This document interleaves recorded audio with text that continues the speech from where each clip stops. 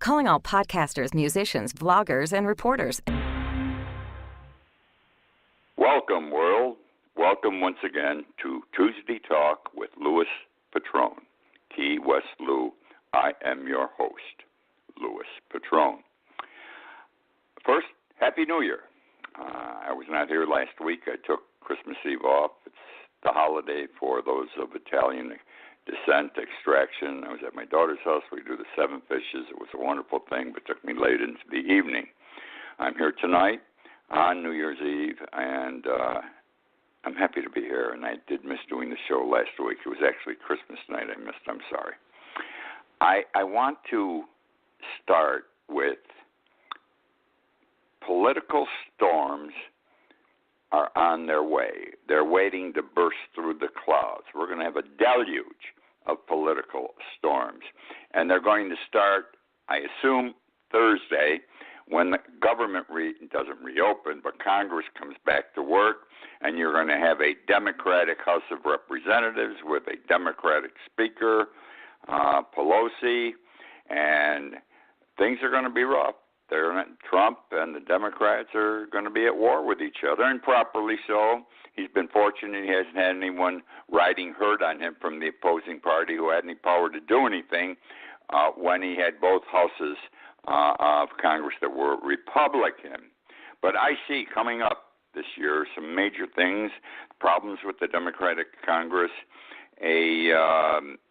the wall's going to be all over the place. We're going to hear about the wall come Thursday and Friday, maybe after tomorrow. He's meeting either tomorrow or the next day with the Democratic leaders, Trump is, and they're going to try to resolve the wall problem. The president's going to have, he already has some appointees, and he's going to have other appointees that require Senate confirmation. He's going to have trouble getting some of these people, I believe, through his own Republican committees controlled by the Republicans, because some of his appointees suck. They just don't fit the job. They shouldn't be there. Mueller's investigation. We have to get the Mueller report. It's got to come out this year sometime. Whether it's early or late, the material will be out this year. Indictments. He's going to be facing indictments. I'm not talking about the president being indicted. I'm talking about his two sons and his daughter Ivana. They've been in the government playing around. Son-in-law Jared, big time. These people face indictment. He's going to have to be concerned with those things. These are realities of life, okay? And then there's the tariff wars with everybody, but the tariff wars specifically with China, a major problem, and he has not resolved that as yet. Okay, so these are big items, and they're going to control what I'm going to talk about the next year. They're going to control what the media is going to report during the next year.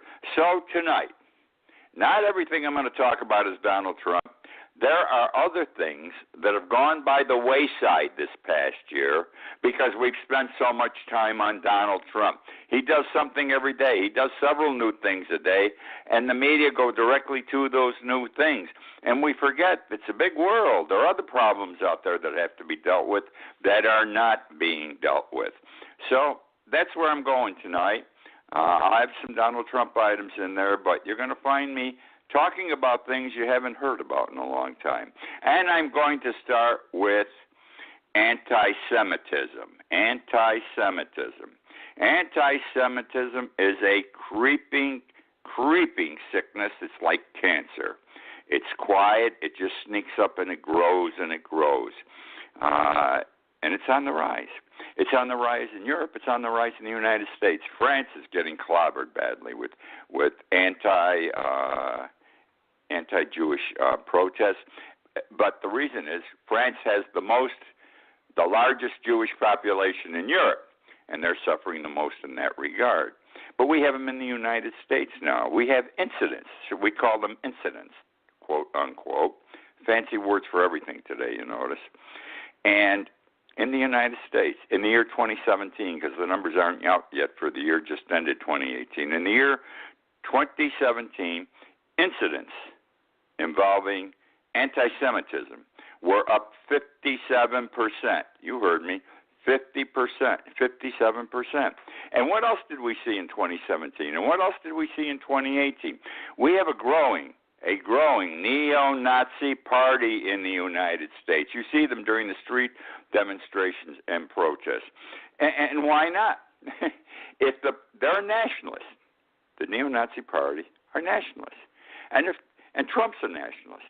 And with some of these protests, he doesn't even come out and say the neo-Nazi party no good, the Ku Klux Klan no good, they shouldn't be there. He says everyone's equally responsible that we're out there protesting. You can't have it both ways, and it's because I think he's anti-Jewish, even though his daughter's become Jewish, joined the Jewish faith, and Jared, his son-in-law, is of the Jewish faith.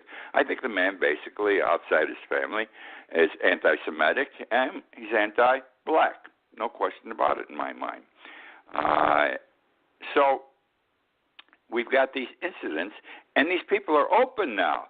The neo-Nazis they're open. They came out of the woodwork. They're like rats that have come out of the woodwork and know they can run around the house and they're not going to be bothered.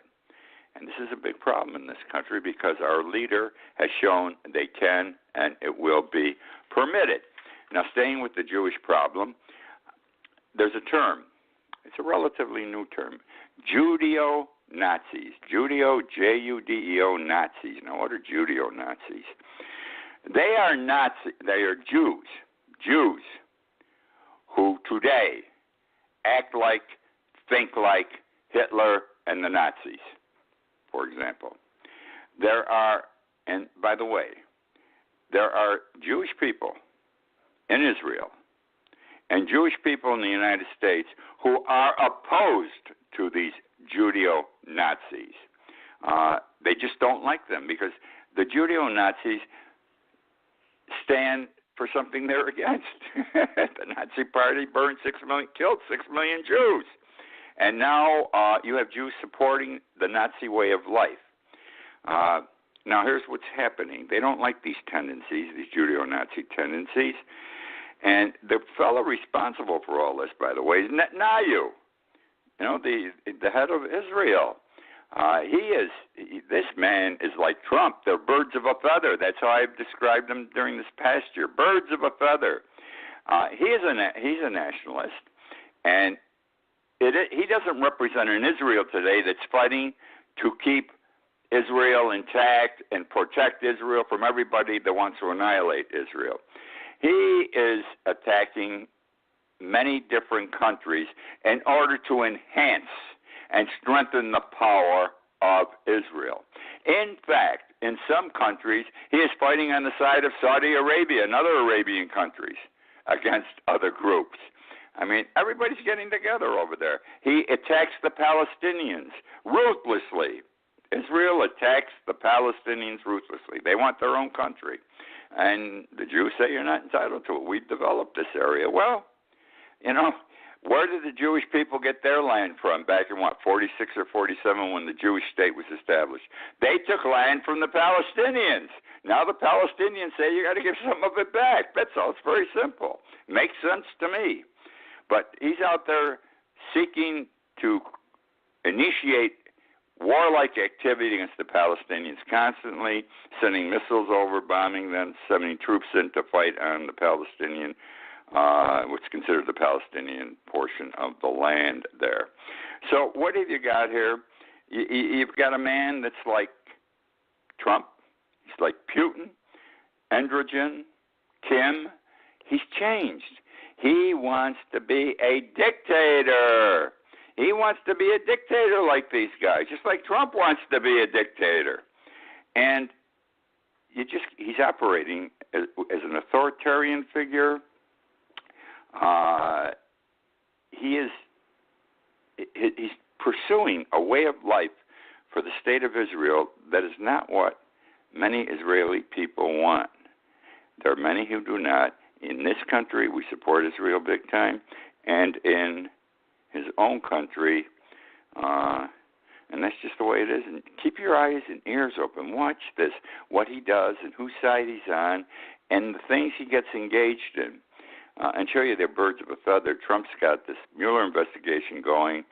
Netanyahu's already been indicted at least 2 times and is being under investigation for a 3rd indictment for wrongdoing in his country. How it's going to work out, I don't know. I also want to talk about this. I'm still with Israel. Things you haven't heard. I want to talk about Texas. A Texas school teacher, American citizen, and Israel. Her name is Bahaya Ama-Evi. She's an American citizen. She has worked 9 years at a public school, for a public school district in Texas as a speech pathologist. She's lost her job. She's lost her job, and it's for a very simple reason. The school teaching contracts are 1-year contracts between her and the state. That's how it operates in Texas, between the teacher and the state. And the contract's always been the same, and she signed it no problem. But this past year, they put a new clause in the contract. This is a contract between the state of Florida and her. And it says very simply, you pledge as part of your contract with the school district not to boycott Israel, okay, for any reason, not to speak anti-Israel, not to boycott anti-Israel. You are, in effect, pro-Israel. And she says, hey, this isn't right. This is not freedom of speech. I have a right to do what I want in the way I think. And actually, I support the Palestinians. And this is terribly wrong. And she said, I will not sign it. So she lost her job because she refuses to put in writing that she will not boycott in any fashion or do business with any company or person that boycotts Israel. This is also part of the clause. Now, where did all this come from? You're going to be shocked at the numbers here. This Texas law went into effect 2017 that I'm talking about. And 26 states in the United States have similar clauses that if you do business with the state, one of those 26 states, you cannot boycott Israel, do business with any company that boycotts Israel, basically be pro-Israel. We didn't even see these coming upon us. All right, we have similar bills pending in 13 more states, okay? And there is a bill that's going to Trump's desk for his entertainment and signature that says if you boycott, if you have a government job, a state job, or now he may put in a job with the United States or doing business with the United States, you cannot do so if you boycott Israel in any fashion or do business with someone who boycotts Israel. Now, I don't think this is right, and I can't believe you think it's right. Our government is getting too much involved in things that really are none of their business. It's that simple. You should be able to do certain things that you believe in and support. This is wrong. This is wrong. But we don't hear about these things that are happening, and that's what bothers me. I want to talk about the blind and the fact that the blind can see. I wrote an article on this a couple of weeks ago. The blind can see. I have a friend, Terry White. I talk about her frequently. I write about her a lot in my daily blog.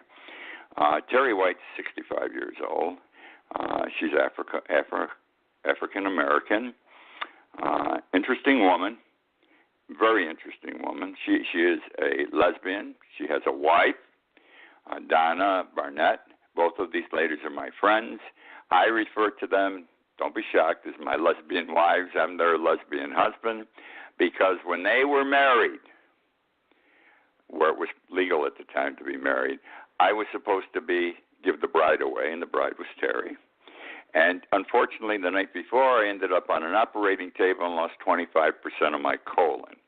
So I never made the event, but we're still very close. I spent New Year's Eve with them and some other friends. That's the way it is.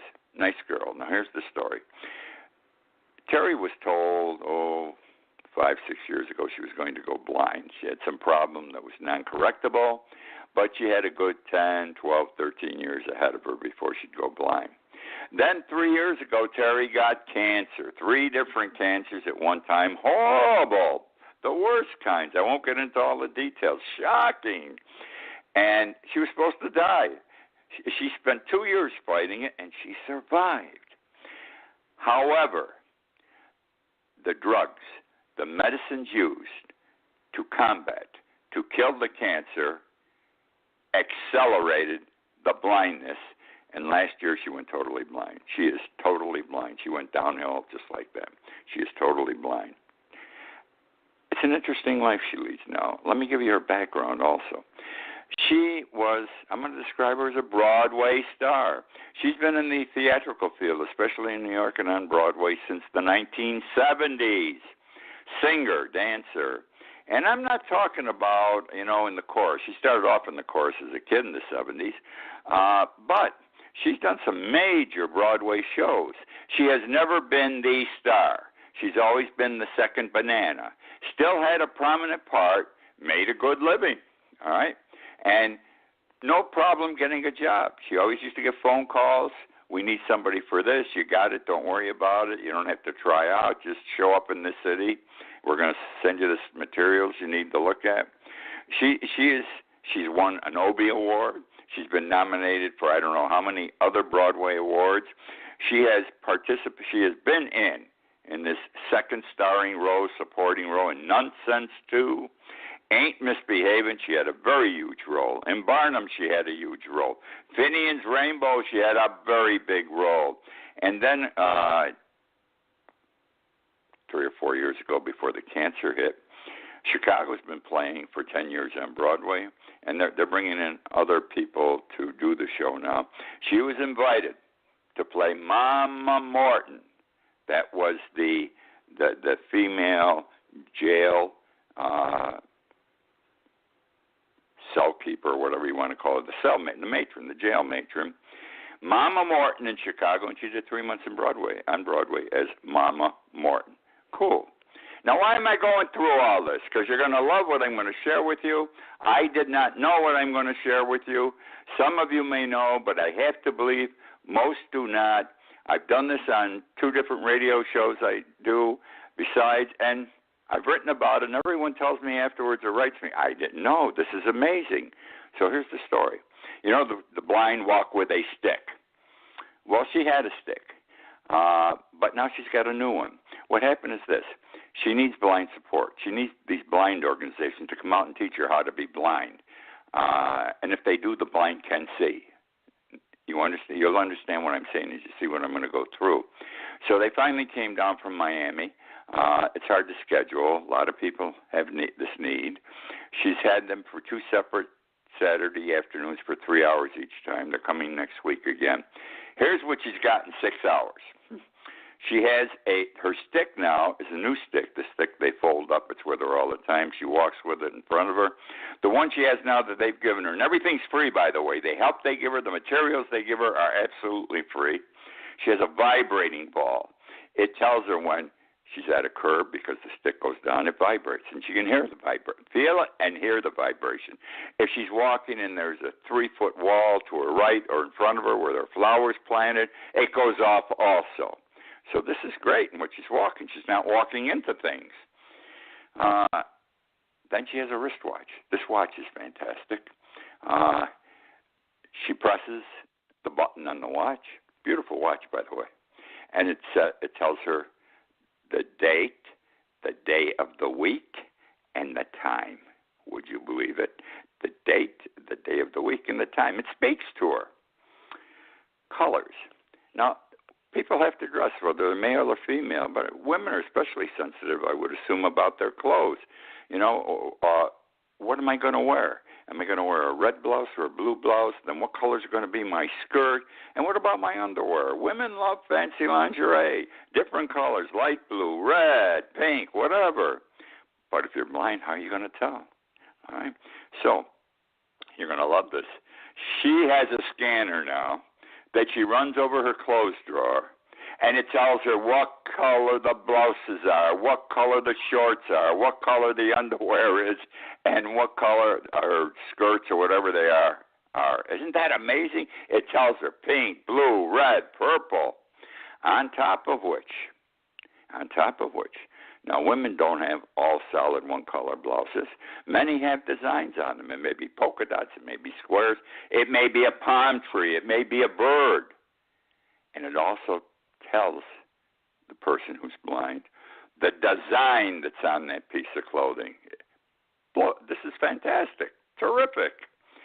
Now, she's got to weigh herself. We all like to watch our weight. We all want to try to lose a pound or two here. Terry does also.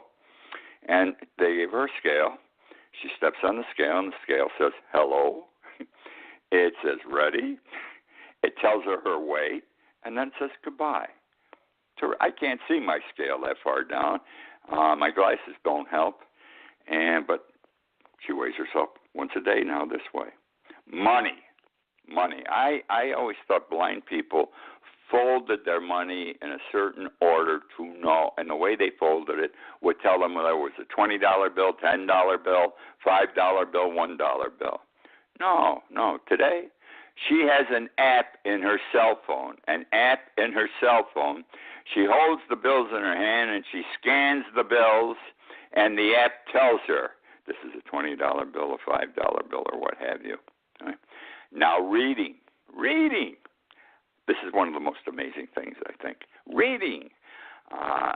We all know blind people learn Braille. She hasn't learned Braille yet. I assume she will, but maybe she won't. Because for reading, they have provided her with a scanner. Everything's a scanner. And she takes a book, and she scans the pages with the scanner. And as the scanner scans the pages, she runs it over with her hand. The words are read to her through the scanner. She's got a reading book. She now can read where she wasn't before because she can sit there in a chair and just scan the pages and go through books. Wild. So that's what's happening today. And with the blind, I'll keep you up to date because she's got all these other things coming in. And I call this the blind can see. Already just with these little things, it's given her more independence, more confidence, and so forth. And she deserves everything that can be provided, this woman. Okay, now I want to talk about Rick Pitino, famous basketball coach. Coached basketball at Kentucky University. Then he went with the pros, the Boston Celtics. Then came back to college basketball with Louisville. Outstanding coach, one of the best records in the United States. Just a brilliant coach, absolute brilliant coach. He also started out as an assistant coach at Syracuse under Jim Boeheim. And these two men, by the way, became friends. They were best men for each other. They baptized each other's children, et cetera, et cetera. Well, as you may be aware, Pitino got in trouble. And he's been barred, in effect, from coaching in America. The charge is that he, when he wanted to recruit, when Louisville was recruiting high school basketball players, they had parties on campus for them, and prostitutes were brought in for the players. Now, that should be a no-no. It was unclear whether he specifically knew because the entertainment was the responsibility of someone else.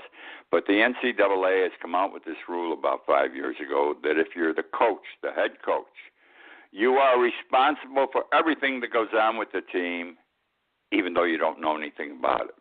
So there's not a certainty he knew. The guy's a smart man. I would assume he knew, but he says he didn't know, so who the hell knows? But he's without a job the last couple of years. He's gone to Greece. It just was announced Wednesday. Rick Pitino is in Greece. He is coaching one of the best professional basketball teams in Greece. I probably am going to pronounce this name wrong. It's called the Panathinaikos. I won't try it again. It's a long word. It's got about 15 letters in it. It's one of the European continent's top-tier pro leagues. Okay? I love this. He started coaching there last Wednesday. He hit the ground running. He arrived on Wednesday, started coaching on Wednesday. I don't know how he's going to get around the language barrier. There are three American players on the team. It'll all work out. This is a perfect match for Rick Pitino and Greece. I know Rick Pitino, not that well, but know if I pass him on the street, hi, Louis, hi, Rick. I know him through Jim Boeheim at Syracuse. I know him from the racetrack at Saratoga, which is near Utica, and I used to frequently spend time there, sometimes rent a house by the month, as Patino did. Patino was heavy into racing horses. He owned them, he trained them, etc. They're great. They've got to love him in Greece. The Greek people, I have found, are the most accepting, the most lovable people in the world. Not even my Italian ancestry were as sweet as the Greek people.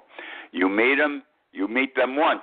They never forget you, and they, in effect, make you a member of their family if they like you. And this is what happened for me in Greece. I got to know so many people. And when they came back, they saw me walking down the street, and they'd run out of a bar or restaurant. Louis! It was wonderful. So he's going to do it. He's going to do what I did. He's going to dance with the men. He's going to learn how to dance with the men. I broke dishes besides dancing with the men. I threw dishes. I did it all. I love Greece. He's going to love Greece. Greece is made for him. He's made for Greece. And I'm sure he'll be successful and he'll be happy living in Greece. So that's the story on Rick Pitino, which now brings me to China and toilet paper. I told you I was going to stay away from Trump if I could tonight, and this I may because I have some other issues before I would even get to Trump tonight. The Chinese people are brilliant. You got to agree. Their problem is they got too many people, and so they run into problems in servicing their people. But overall, they're good with they can make cheaply what costs us a lot of money to make. They're just brilliant, these people. They steal everything, but that's the way they are. They have a toilet paper problem, and they have public toilets. They're on the street.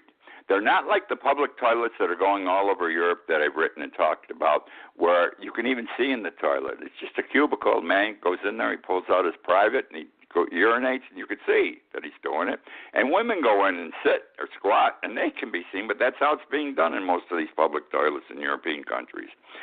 China, you can't see. But they have a toilet paper problem, and the first correction to the problem has been tested and accepted in a city called Jinan, Jinan, Jinan. And what's happening is people go into these public toilets, and they're wasteful with the toilet paper. They leave it on the floor. They take too much. And then toilet paper is hard to buy. It's hard to find in China. So they take a lot of this toilet paper, stuff it in their clothes or in their bags or whatever have you, and take it home to use or wherever else. Now, the government doesn't like this, didn't like it. It's costing them too much money. So they got sort of a camera now on the toilet paper dispenser. It's called facial recognition technology. Facial recognition technology. And while you're doing you start taking the toilet paper, it somehow takes an image of your face. Takes an image of your face. And if you're a repeat customer, as they call it, quote unquote repeat, it will reject your request. It won't let you take more toilet paper. Understand, the most toilet paper you can get for whatever use you're going to put it to, and whether you're male or female, is 27 inches. After 27 inches, you're cut off.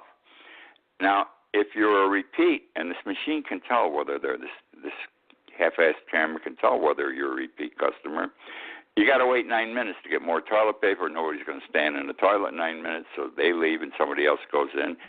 And the facial recognition for the new people is excellent. They know it's a different person, and they dispense the 27 inches. That's what's going on with toilet paper in China. And I got to tell you, I have just eaten up my time for tonight. I did not touch Donald Trump except in my introductory remarks. I think that's terrific. I hope you've enjoyed my sharing some things that are happening elsewhere in the world. These are things we should be reading about. We should be hearing it on television and on the radio, in magazines. But Trump controls everything. He dominates our news, and we can understand why. So that's the story, and Louis tried to give you an introduction to some other things. I thank you very much for joining me tonight. I love doing the show. I got to tell you, my numbers go up every week I do this show. I love it. I love that all you people listen, and you obviously or apparently recommend me to your friends. Keep it up. Again, thank you for joining me tonight. I look forward to being with you next week. What's in store for your business this week at Staples? Doing business like a CEO while saving like a CFO. Staples has all the supplies you need to run your business like a boss at prices that'll make your bookkeeper smile. Now that is an achievement. Everything from pens to brand spanking new calendars. And right now, 2019 DeskPad calendars are just $4.99. So get your business ready for a big year at Staples, where there's a whole lot in store. Valid on SKU 279-6207. Ends 1/12/19. Let's say you just bought a house. Bad news is, you're one step closer to becoming your parents. You'll proudly mow the lawn. Ask if anybody noticed you mowed the lawn. Tell people to stay off the lawn. Compare it to your neighbor's lawn. And complain about having to mow the lawn again. Good news is, it's easy to bundle home and auto through Progressive and save on your car insurance, which, of course, will go right into the lawn. Progressive Casualty Insurance Company, affiliates, and other insurers. Discount not available in all states or situations.